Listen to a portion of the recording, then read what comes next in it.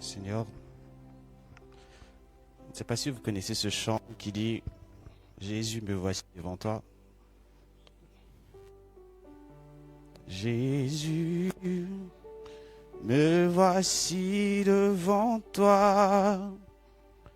Jésus, je me prosterne à la croix. Jésus, j'ai tellement besoin de toi pour continuer le chemin de la vie. Jésus, me voici devant toi. Jésus, je me prosterne à la croix. Jésus,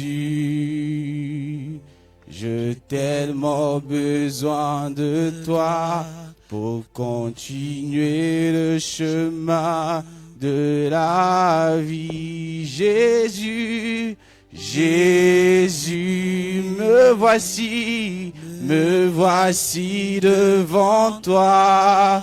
Jésus, je me prosterne à la croix. Jésus, j'ai tellement besoin de toi pour continuer le chemin de la vie. Jésus. Seigneur, nous te bénissons encore ce matin pour la grâce que tu nous accordes. Avec toutes ces paroles que nous avons écoutées ce matin à travers notre modératrice, qui nous rappelle encore, Seigneur, que nous ne devons pas avoir peur. Parce que c'est toi qui est notre force. C'est en toi que nous puisons cette force pour continuer ce chemin de la vie. Et nous te bénissons encore, Seigneur, pour ce que tu vas nous transmettre durant ce temps. Yahweh, que l'homme que nous sommes, Seigneur, puisse véritablement s'abaisser. Et que toi, en ce moment, tu puisses véritablement croître dans notre cœur. Et que tout ce que nous avons comme peut-être souci, peur, oui, nous avons chanté tout à l'heure que nous ne sommes pas esclaves de la peur. Nous voulons que toute forme de peur, de crainte au-dedans de nous quitte notre esprit, afin que nous puissions marcher droitement et poursuivre ce chemin que tu as tout tracé pour nous. Que ton nom soit béni, que ton nom soit glorifié, au nom de Jésus. Amen. Prenons place. Alors, je vais vous demander de pouvoir m'excuser un peu, parce que lorsque je préparais le moment, j'avais écrit un premier texte, et hier, je ne sais pas, j'ai voulu un peu modifier le texte en le modifiant. Ce matin, je n'ai pas pu l'imprimer. Donc, je suis revenu sur mon premier texte que j'avais écrit, donc c'est sur mon téléphone. Donc, de temps en temps, j'aurai un regard un peu sur le téléphone. Mais nous allons beaucoup plus rester sur le texte de base de ce mois, qui est basé sur Ageu chapitre 2, le verset 4. Mais nous allons lire du 1er au 5e verset. Ageu chapitre 2, du 1er au 5e verset. J'aimerais bien si on peut lire la version parole de vie à la place de Lucigon. Ok. Alors la parole de Dieu nous dit ceci. J'espère que... Ok, c'est projeté. Le 21e jour du 7e mois, la parole de l'Éternel se révéla par Agé, le prophète, en ce mot. Parle à Zorobabel, fils de Shealtiel, gouverneur de Juda, à Josué, fils de Josadak, le souverain sacrificateur, et au reste du peuple, et dis-leur, quel est parmi vous le survivant qui ait vu cette maison dans sa gloire première? Et comment le voyez-vous maintenant? Telle qu'elle est, paraît-elle comme rien à vos yeux? Maintenant, fortifie-toi, Zorobabel, dit l'Éternel. Fortifie-toi, Josué, fils de Josadak, souverain sacrificateur. Fortifie-toi, peuple entier du pays, dit l'Éternel, et travaillez, car je suis avec vous, dit l'Éternel des armées. Le verset 5. Je reste fidèle à l'alliance que je fais avec vous quand vous sortîtes d'Égypte. et mon esprit est au milieu de vous. Ne craignez pas. Amen. Alors le thème de ce mois, je pense qu'on l'a commencé à le dire depuis le dimanche passé, c'est n'ayez pas peur, soyez fortifiés et restez éveillés. D'accord. Ok. C'est un peu, je pense que c'est pas très frais dans notre mémoire. Le thème c'est dit, n'ayez pas peur, fortifiez-vous et restez éveillés. Et ce matin, j'aimerais beaucoup plus parler juste de fortifie-toi et prends courage. Donc, comme si je disais à chacun de nous, fortifiez-vous et prenez courage. C'est le thème de ce matin que je veux partager ensemble avec vous. Mais je vais beaucoup plus rester un peu comme si on faisait une étude biblique du texte de Agé chapitre 2 du 1er au 5e verset. Depuis le début de l'année, dès le début, nous avons parlé de cette année civile plutôt, nous avons parlé des priorités. Et je pense le mois passé, je pense que la dernière personne qui est intervenue, c'était le frère Clément, qui a parlé de ce thème où on nous appelait à travailler sur cela, à travailler parce que c'était l'heure de travailler. Dans le premier mois, on avait parlé des priorités. Donc tout au long du premier chapitre, le Seigneur a parlé au peuple d'Israël en leur faisant comprendre que j'étais pas en priorité et qu'il fallait que vous puissiez me faire revenir en priorité. Ils l'ont fait revenir en priorité. Le Seigneur a répandu son onction et ils ont commencé à travailler.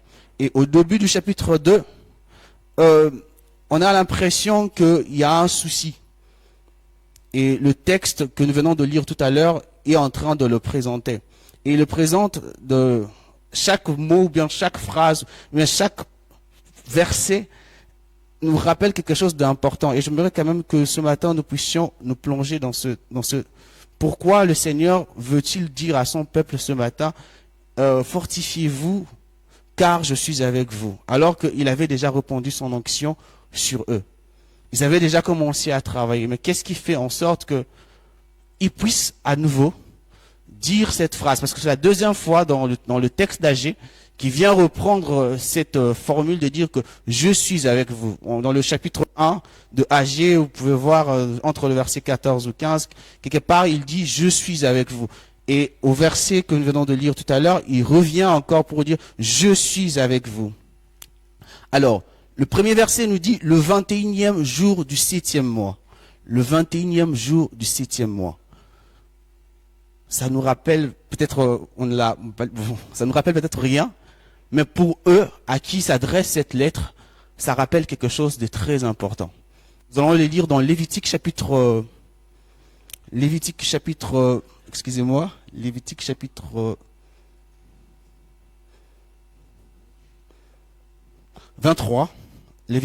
23.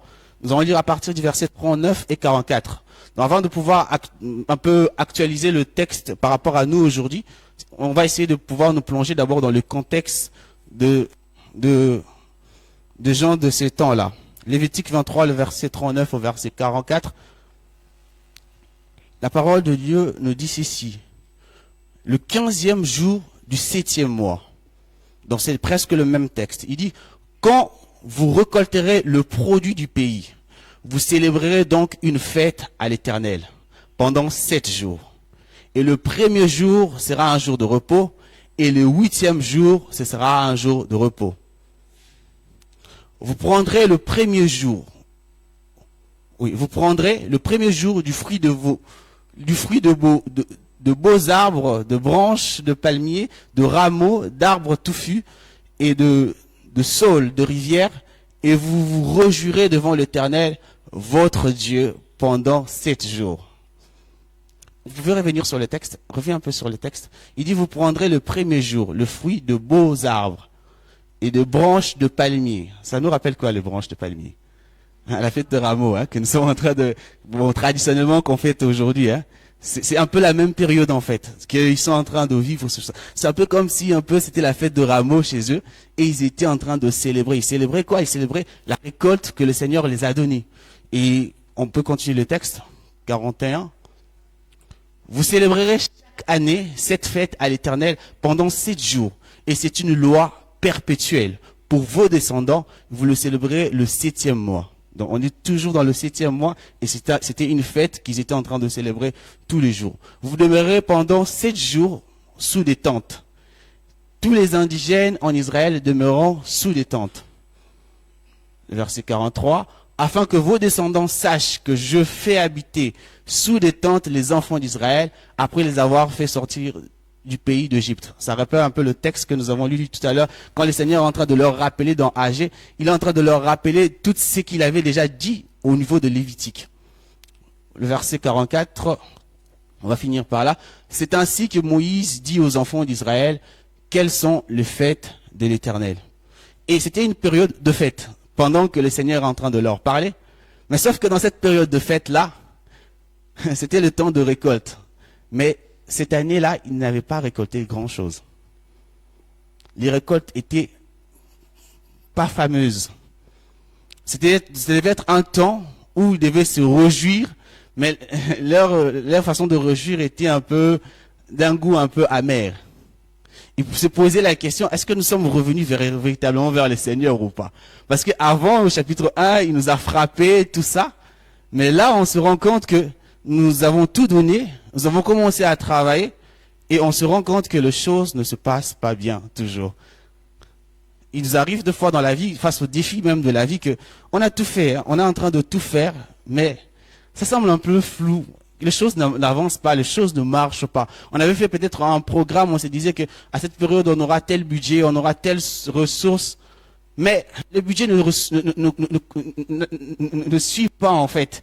On dit, ah mais Seigneur, on a fait les sacrifices, on est revenu un peu vers toi pour tout ça. C'est un peu ce qu'ils sont en train de vivre au début de ce texte. Ces peuples qui est revenu de l'exil, ils sont dans une période de sécheresse, alors que le Seigneur, avant, au chapitre 1, on l'a vu, ils étaient dans la sécheresse, le Seigneur les a dit, bon, c'est parce que vous avez laissé mon travail, c'est parce que vous avez abandonné mon travail, c'est pourquoi je vous ai frappé de tout ça. Ils ont dit, bon, ça va, on va se repentir, on va faire quelque chose pour ça. Ils se sont repentis, ils ont commencé à travailler sur ça, mais on se retrouve au chapitre 2, les choses n'avancent pas. Et pendant cette fête-là, c'est comme si, vous savez, au pays, lorsqu'on arrive aux fins de l'année, pour moi, par exemple, je viens de la RDC, lorsqu'on est au pays, les fêtes de fin d'année, si l'État ou bien le gouvernement ou bien les entreprises ne vous payent pas, ou bien on vous paye pas assez pour que vous puissiez fêter avec vos enfants, ça vous laisse un peu un goût un peu amer dans le ces fêtes-là, vraiment, c'est une fête, mais on va rien manger, il y aura pas le poulet. Chez nous, on aime bien le poulet à la fin de l'année. Il y aura pas le poulet, il y aura rien. Il y a un peu de murmure dans notre cœur. Il y a une forme de déception. Il y a une forme un peu de désolation au-dedans du cœur. Et le Seigneur, lorsqu'il parle à ce peuple-là, il prend compte de cette circonstance, J'aimerais juste ouvrir une parenthèse par rapport à cela. Il arrive des fois aussi que dans notre marche chrétienne, on s'est dit qu'on s'est repenti, je me suis repenti, j'ai mis de l'ordre dans ma vie, j'ai enlevé tout ce qui était mauvais, mais depuis que je suis revenu et j'ai mis le Seigneur en priorité, j'ai l'impression que je n'ai que des épreuves en épreuves. C'est comme si je n'ai pas résolu véritablement mon problème. Normalement, je devais être enlevé de tous mes fardeaux, mais j'ai l'impression que les épreuves ont augmenté encore. J'aimerais juste dire en fait que ce n'est pas en fait, il faut pas juste s'imaginer que notre repentance ou bien notre travail au service du Seigneur sont de moyens pour que nous puissions mériter sa bénédiction. Non. C'est juste que le Seigneur nous sauve par grâce et tout ce que nous donne, il le donne par sa grâce. Et nous devons juste compter sur sa grâce et non penser que parce que je me suis repenti, j'ai changé, j'ai mis de l'ordre dans ma vie, forcément, le Seigneur doit me donner. Non, il n'est pas obligé. Il n'est pas obligé forcément de pouvoir le faire. Mais ils ont un deuxième motif aussi de découragement. C'est que, au-delà, que ce soit une fête perpétuelle, mais quand on lit la parole de Dieu, l'année dernière, on a parlé de lorsque Salomon voulait bâtir le premier temple. Lorsque Salomon voulait bâtir le premier temple, on a vu que David a fait les préparatifs, il y avait beaucoup de choses. Et à ce moment-là, Salomon est allé même chercher les cèdres des Liban, faire appel à des choses, parce qu'ils avaient le moyen de pouvoir bâtir. Et les personnes qui étaient là, qui ont vécu pendant cette époque-là, ils étaient en train de regarder, ils se disent, mais on n'a pas assez d'argent. Les cèdres de Liban, d'autres fois, on n'a pas. On a l'impression que la maison là n'est pas bien ornée de l'extérieur. Ce n'est pas si beau. Et ça peut être aussi le cas aussi dans notre propre vie. On a changé, mais on a l'impression que tout est tout flou. Ça ne semble pas être forcément sur ce qu'on voulait. On voulait peut-être que les choses aillent sur ce sens-là, mais les choses semblent être contradictoires. Un peu comme Élie qui est en train de prier pour que le nuage puisse arriver, mais la première fois tu pars, tu trouves que il n'y a rien qui arrive. La deuxième fois, rien. Me dit, mais Seigneur, on est en train de prier ou pas? Donc, c'est un peu dans la situation qu'ils étaient en train d'être là, de se trouver un peu par rapport à ça. Mais la troisième de choses encore qu'on relève toujours par rapport à ce 21e jour, c'est que le premier temple, le jour qu'on l'a dédicacé, c'était pendant cette période-là. Le premier temple de Salomon. Si vous lisez, vous revenez par exemple dans 2 Chroniques, je pense, 2 Chroniques 7 ou bien 1 Roi 6 ou au 7, vous allez trouver que le temple de Salomon, le premier temple, a été construit 1 an, je pense c'était 1 an avant, mais ils ont attendu 11 mois pour pouvoir faire la dédicace à l'Éternel. Et Salomon a choisi précisément la période du 21e, ce qu'on est en train de lire tout à l'heure, du 21e jour du 7e mois pour dédicacer à l'Éternel. Et alors pendant ce jour-là, ils ont fait une fête de 14 jours. Et c'est au-delà d'une fête qui était perpétuelle, c'est devenu une fête où on célèbre en même temps l'ancien temple et en même temps la fête que le Seigneur a établie. Et durant cette période-là, ils regardent le temple, ils voient que c'est pas ça. Ils regardent leur vie, ils trouvent que c'est de la sécheresse totale. Et c'est pas vraiment ce qu'ils s'attendaient forcément. Ils sont un peu dépassés. Et dans ça, le 21e jour du 7e mois, ça leur rend un peu, en même temps pour ceux qui sont anciens, nostalgiques, qui commencent à se dire, nous on avait vu le premier temple, c'était un peu beau. Ça nous arrive même dans la vie de se dire que j'ai connu des jours meilleurs, qu'il y avait des jours où c'était un peu, j'étais aussi étudiant à un moment donné, où l'argent venait facilement. C'est qu'on avait au moins, au-delà de notre 1500 dirhams de l'AMCI, on avait quand même quelque chose qui venait de la part de parents qui faisaient un peu gonfler les chiffres à la fin du mois. Donc, quand on se retrouvait au début du mois, on se disait, bon, je peux un peu me permettre de faire ça. Mais il arrive des fois dans la vie, à un moment donné, il n'y a plus l'AMCI, il n'y a rien. Et on est en train de se dire, j'ai connu des jours meilleurs. Et ça peut tomber dans une période où tu as tout changé, tu as remis tout en ordre, tu as mis les priorités de Dieu en premier lieu. Tu viens même servir à l'église. Et c'est à ce moment-là que les choses deviennent très, très, très dures. Très, très, très, très dures. Je parle d'un propre témoignage personnel. Au début de mes années ici au Maroc, c'était très dur pour moi financièrement. Lorsque je suis venu au Maroc, c'était tellement dur pour moi. Il y a un jour que j'ai pleuré. J'étais allé dans un camp de GBU, j'ai pleuré. J'ai pleuré, j'ai dit, Seigneur, j'ai l'impression que depuis que je commençais à servir vraiment encore, que les choses s'empirent. Et cette année-là, j'avais échoué à l'école, au 2e semestre. Et j'étais allé au camp de GBU de Rabat. C'était le camp d'été. Actuellement, on ne le fait plus en fait. J'avais pleuré ce jour-là. Je n'avais rien pour les vacances. J'avais échoué. Il y avait la pression des parents. Je suis allé au camp.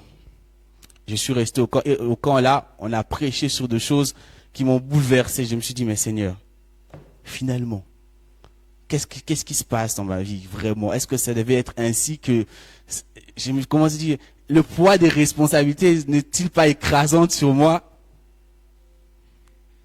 Mais dans toutes ces choses-là, le Seigneur nous dit encore ce matin, il se peut que vous passiez par là, fortifie-toi et prends courage, car je suis avec toi. Donc, et parmi ces personnes qui ont vu le premier temple, donc il y en a qui avaient forcément plus de 70 ans, 80, un peu comme le pasteur Jean-Marie, qui est un peu notre patriarche, le plus ancien au niveau de l'EM, qui a vu les années passées. Il pourrait nous dire que, Vous savez, l'ancien temps là, nous, c'était comme ça. Les choses étaient bien. On avait beaucoup, il y avait beaucoup de... Alors, on se retrouve dans une saison où les jeunes aussi qui sont présents, ils sont un peu... Ils se disent, les anciens nous disent qu'à leur époque, c'était bien, mais nous, on arrive comme ça, les choses semblent être... ça marche pas. C'est pas ça. C'est pas ce que nous voulons. Mais sachez une chose, les saisons peuvent changer. Les choses peuvent évoluer même. Mais le Seigneur reste le même. Donc, il est le même hier, aujourd'hui. Et c'est lui le seul dénominateur commun. Et c'est lui qui fixe les choses. Si le premier temple a été construit sans difficulté, avec toute la paix possible, le second temple, il se fait, mais avec son appui, parce qu'il est toujours présent. De la même façon qu'il était présent dans l'ancien, il est en train de leur rappeler dans ce texte ici, je suis présent avec vous. D'ailleurs, vous vous souvenez, il ne revient même pas sur le premier temple, il revient depuis l'Égypte. Je suis avec toi. Je suis avec vous. Je n'ai jamais changé. Je suis le même Dieu. Et je suis au milieu de vous. Et j'ai répandu mon souffle au milieu de vous. Alors vous devez rester calme. Vous devez, comme on dit, cool down. Hein. Restez calme. Soyez patient. Et on peut, en tant que chrétien, on peut manquer un peu de patience. Mais le Seigneur, comme s'il nous disait, fortifie-toi, reste patient. Je suis avec toi. Je connais. C'est moi le maître de temps et des circonstances. Je connais comment je suis en train de planifier les choses. Toi, continue de travailler. Toi, continue de prier. Toi, continue de voler. Si Élie a prié 7 fois jusqu'à ce qu'il y ait un petit nuage, toi, continue. Il était un homme de la même nature que nous dit Jacques. Donc, il nous demande ce matin d'être fortifié et de continuer à suivre. La vie, aujourd'hui, peut-être ce matin, j'ai souligné 6 choses qui peuvent ressembler un peu à ce que nous pouvons rencontrer dans la vie. La vie apporte des défis, des épreuves, des moments d'incertitude où notre courage peut manquer. On n'a pas l'envie de pouvoir se lever pour faire quelque chose. Quand on regarde peut-être le manque d'argent, toutes les difficultés qu'on passe pour juste gagner un 500 ou un 800 dirhams, on s'est dit, j'ai pas le courage d'aller même à l'école. Je souffre. Aujourd'hui, je ne veux même pas me lever. Aujourd'hui, je ne veux pas aller au travail. Aujourd'hui, est-ce que je dois vraiment aller à l'église? Je n'ai même pas le transport, tout ça. On peut être découragé pour plusieurs choses.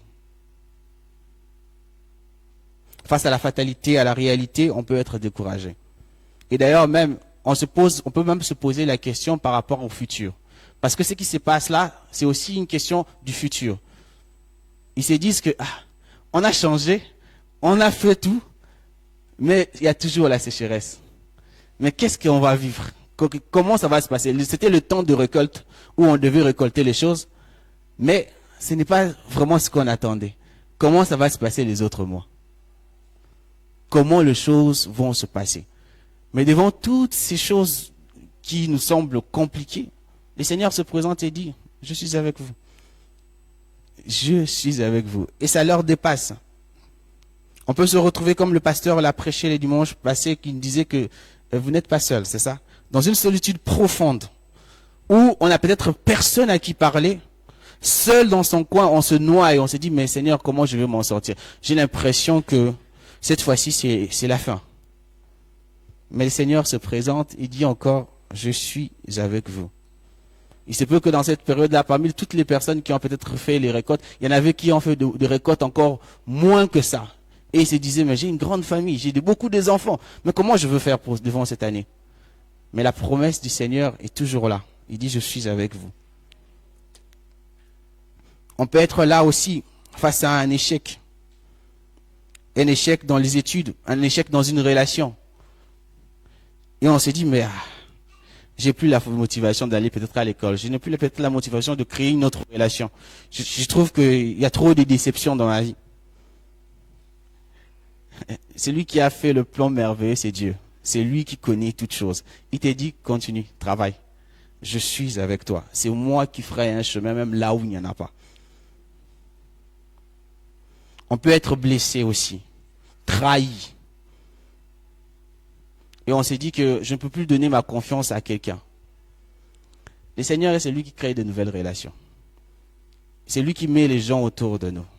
Il peut ce matin, il te dit encore, ne désespère pas, garde mes promesses. je suis avec toi.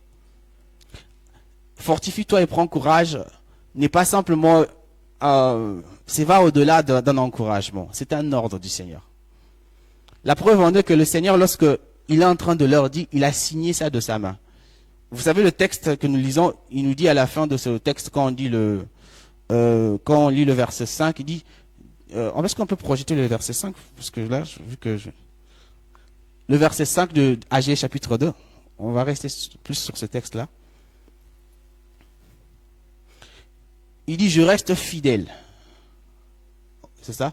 Je reste fidèle. Non, le verset 4, vous revenez au verset 4, quand il finit. Donc quand il leur dit, fortifie-toi, Zorobabel, fortifie-toi, Josué, fils de Josadak, souverain sacrificateur, fortifiez-vous le peuple. Il signe de sa main et dit, car je suis avec vous, dit l'Éternel des armées. Cette signature de dire l'Éternel des armées, souvent dans la Bible, quand vous traduisez ça, il dit que je suis Jéhovah Tsabaoth.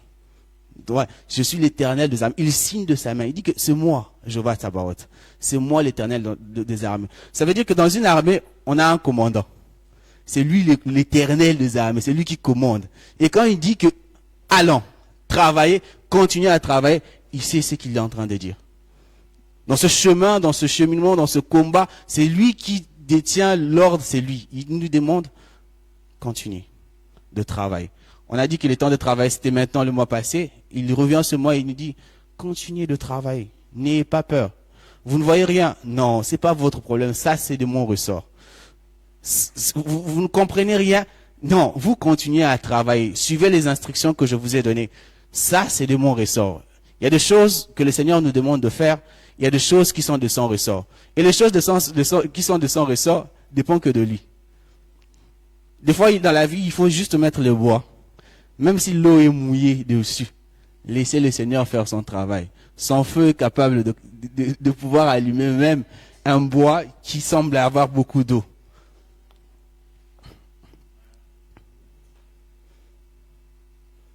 Mais alors, on peut se poser la question encore dans ce texte, comment on peut se fortifier? Comment on peut se fortifier? Écoutez, Dieu ce matin ne cherche pas de surhomme. Mais il cherche tout simplement de cœurs qui lui font confiance. Simplement de cœurs qui décident de faire confiance à Dieu. Qui dit, bon, ok, je ne comprends pas. Je ne sais pas qu'est-ce qui se présente devant moi, mais je continue. Je continue à travailler. Je continue un peu. C'est un peu l'histoire de Pierre avec Jésus. Il a travaillé toute la nuit. Il revient comme ça et puis Jésus dit, non, on va retourner en mer. Il dit, ah, Seigneur, à ta parole, je jetterai le filet. Donc, c'est un peu ça. C'est l'attitude que nous devons avoir ce matin. Peu importe ce qu'on est en train de vivre, peu importe ce qu'on est en train de traverser, dis, mais Seigneur, c'est toi qui as dit de le continuer, donc je continue. Je redouble de fort. Donc, fortifiez-vous et prends courage ce matin. Je peux le définir encore comme dire que viens puiser dans tout ce que le Seigneur t'a donné. Puise dans tout.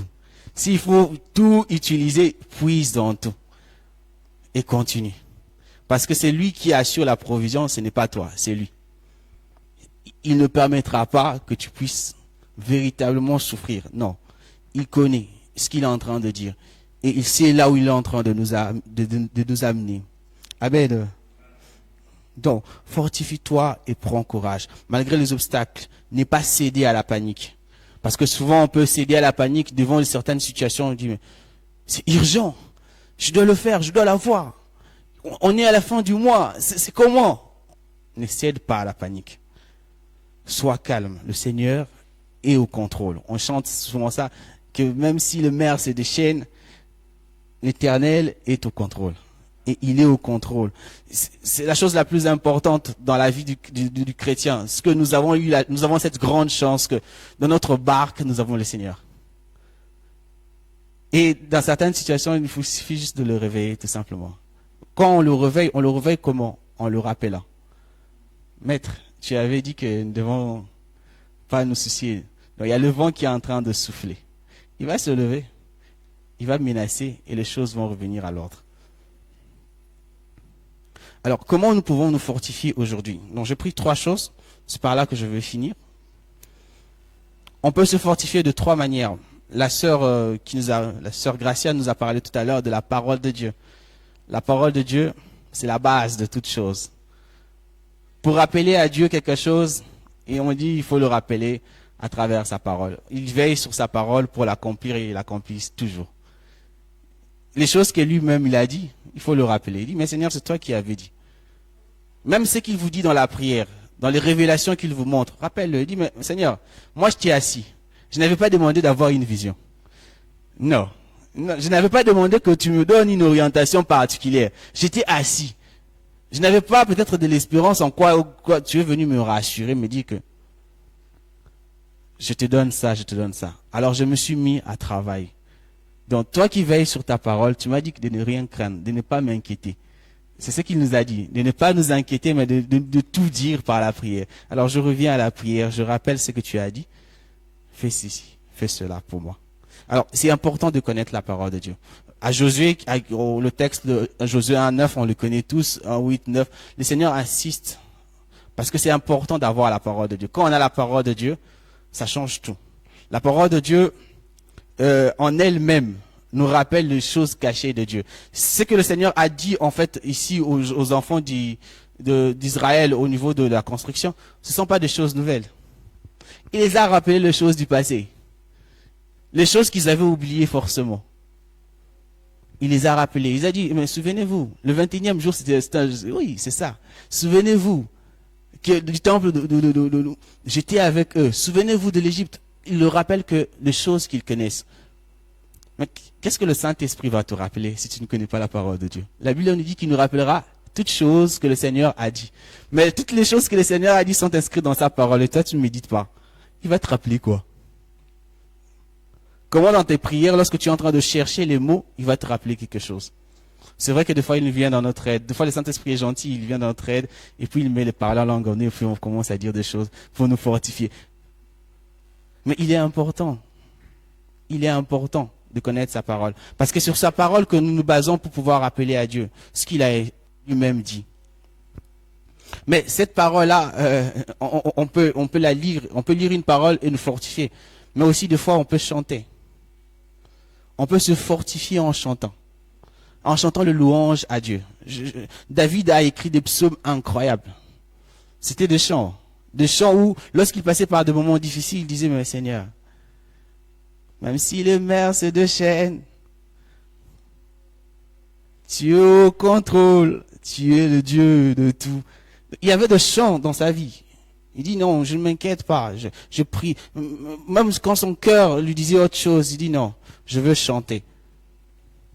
Des fois, quand on vient à l'église ici, hein, quand on nous demande de chanter, on chante même pas. On ne chante même pas. Le chant, il y a beaucoup de personnes, lorsque je discute avec eux, j'ai l'impression qu'ils ne connaissent pas les chants de l'église. Les chants qu'on chante les dimanches là, peut-être 1 sur 3. Les classiques, ils peuvent connaître. Mais les chants nouveaux, ils suivent même pas ça. Or, ce sont des chants qui doivent nous donner quand même du courage. Des chants que le Seigneur met à notre disposition pour que nous puissions le célébrer. La louange nous fait sortir de beaucoup de choses. La louange nous fait sortir de beaucoup de situations. On peut être là déprimé, mais quand on commence à chanter la gloire du Seigneur, directement la joie remonte dans notre cœur. On dit, ok, on se met à travailler. Il y a une force. Et une force dans la louange qu'on ne remarque pas. Moi, je passe des fois de temps où je ne sais pas qu'est-ce qui m'arrive. Tout comme ça, je suis triste. Et je commence à chanter. Je dis, oh Seigneur. Je commence à chanter. Jusqu'à un point que j'ai oublié même ce que j'étais en train de faire avant. Qu'est-ce qui me tourmentait? Pourquoi? Parce que la joie du Seigneur est montée dans mon cœur et a fait ma force. Donc, c'est important que deux fois à la maison comme ça, tu te mets juste à chanter, à louer le Seigneur, à te fortifier. Dis, mais Seigneur, c'est toi. C'est toi que je sers. On a chanté ça. C'est toi pour qui je vis. Ce n'est plus moi qui vis, c'est toi qui vis en moi. Les choses du passé, elles sont passées. Voici les choses sont devenues nouvelles. Alors, j'aurai des choses nouvelles en cette année. Oui, on proclame ces choses. On le proclame parce que ce sont des chants qui montent dans notre cœur. Et le Seigneur ne les a pas mis par hasard autour de nous. Il les a mis pour que nous puissions les utiliser. Paul nous dit, il faut que nous puissions utiliser ces psaumes, utiliser ce chant, nous fortifier. C'est pas l'œuvre du Seigneur. Le Seigneur, vous savez, l'année dernière, on a parlé de quelque chose qui était capital, c'est que avant de construire la maison, le Seigneur David a mis tout ce qui était possible pour permettre que la construction soit possible. De la même façon que quand le Seigneur s'adresse à nous, on dit fortifie-toi et prends courage. Il connaît le potentiel qu'il a mis en chacun de nous. Il sait que j'ai déposé telle chose en chaque personne. Donc quand je te dis fortifie-toi et prends courage, parce que je sais que tu peux puiser ta force là-bas. Et tu peux toi-même te relever. Et des fois le Seigneur se regarde et me dit, il est en train de prier pourquoi? Qu'est-ce qu'il est en train de faire? Je lui ai tout donné, mais tu n'utilises pas. Il t'a tout donné, mais tu n'utilises pas. Il y a certaines situations où le Seigneur peut se présenter quand même. Il vient te fortifier parce qu'il voit qu'il t'a pas donné les ressources. On se souvient peut-être d'Abraham qui était assis dans sa maison. Il était en train de regarder Eliezer de Damas. Il disait, mais Seigneur, je pense qu'Eliezer de Damas, c'est lui là qui doit être mon successeur. Il était floué. Mais le Seigneur a décidé de le fortifier. Il a dit, bon, je vais l'aider un peu parce que ça dépasse un peu l'entendement de ce roi. Donc il va dire, donc, ok, sors de la tente. Il est sorti de la tente, il regarde les étoiles. Il a regardé les étoiles, il a dit, ok. C'est dans Genèse 15, hein. Il a regardé les étoiles, il a dit, est-ce que tu peux le compter? Il dit, je ne peux pas le compter. Ah, voici ce que je te donne comme promesse. Donc, ça, c'est quand le Seigneur décide de pouvoir faire ça. Mais quand le Seigneur te dit, fortifie-toi et prends courage, parce qu'il sait qu'il t'a tout donné. Il t'a remis déjà son onction. On l'a dit ça il y a 2 mois. Il a remis l'onction, il a soufflé son onction sur le peuple. Donc il a rendu chacun capable de pouvoir puiser. Alors Paul dit un bon conseil à Timothée. Mon enfant dans la foi, puise ta force dans la grâce qui est en Jésus. La grâce, nous l'avons reçue. Alors, le Seigneur ce matin se dit encore, puise la grâce qui est en Jésus. Fortifie-toi et prends courage, avance et continue. Amen.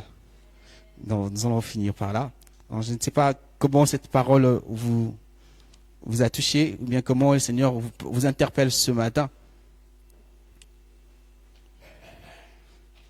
Mais tu vas regarder ta propre vie. Parce que pour prendre courage, il faut déclarer des choses sur toi-même. Je ne sais pas ce que tu peux dire ce matin. Par rapport à la situation auquel peut-être tu trouves que les choses n'avancent pas.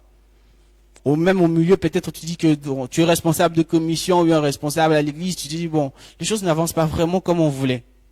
Tu vas prier, tu vas dire, Seigneur, tu dis ce matin de ne rien craindre. Alors je suis en train de proclamer ça. Je suis en train de rappeler ta parole. C'est toi qui dis que nous ne manquerons de rien. Tu es notre berger. Si tu es notre paix. Et nous sommes en sécurité avec toi. Au-delà de tout ce qu'on peut recevoir comme incertitude à l'extérieur ou à gauche, c'est toi notre rocher. Alors, tu vas prier, regarde la situation dans laquelle tu es en train de passer et proclame tout simplement une parole sur ces sujets-là. Remets cela à l'Éternel ce matin. Éternel Dieu Tout-Puissant, nous sommes là devant toi. Nous sommes rassemblés devant toi. Et oui, comme ce peuple qui était rassemblé, tu les as dit, ne craignez rien, je suis avec vous. N'ayez pas peur, j'ai mis mon esprit au milieu de vous. Seigneur, nous avançons vers toi parce que nous savons que tu ne mens jamais. Ce que tu as dit, tu le fais. Et tu as répandu ton esprit au milieu de nous. Tu as remis, Seigneur, tout ce qui est possible pour que nous puissions mener cette vie chrétienne vraiment de gloire en gloire. Tu l'as déjà donné. Et Seigneur, ce matin, Yahweh, si nos yeux étaient encore fermés, si le cœur de nos yeux était encore fermé pour ne pas voir tout le potentiel que tu as placé en nous, ouvre nos yeux, Seigneur, que nous puissions saisir les promesses. Yahweh, Seigneur, si nous ne savons pas comment puiser dans la parole de Dieu pour pouvoir avancer avec toi, Seigneur, Yahweh, enseigne-nous à puiser. Apprends-nous à puiser dans ta parole.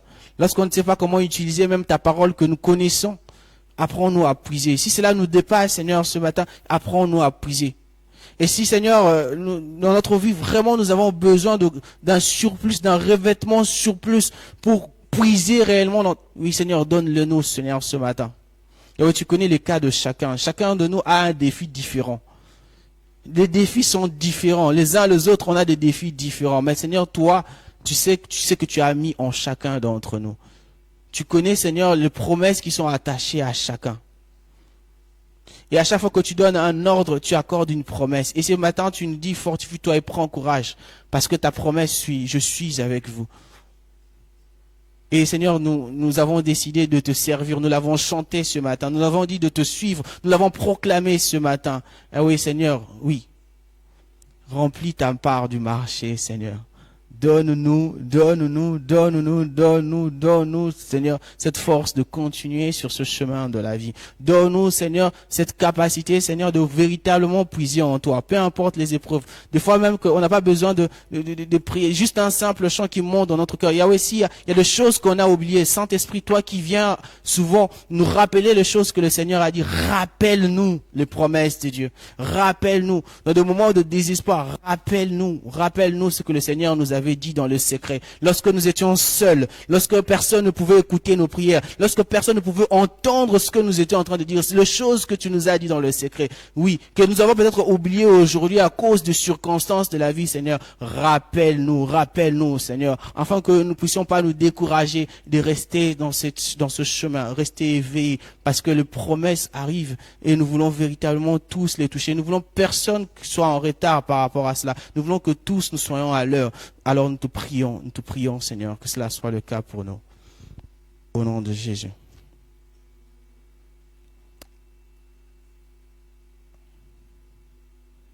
Amen.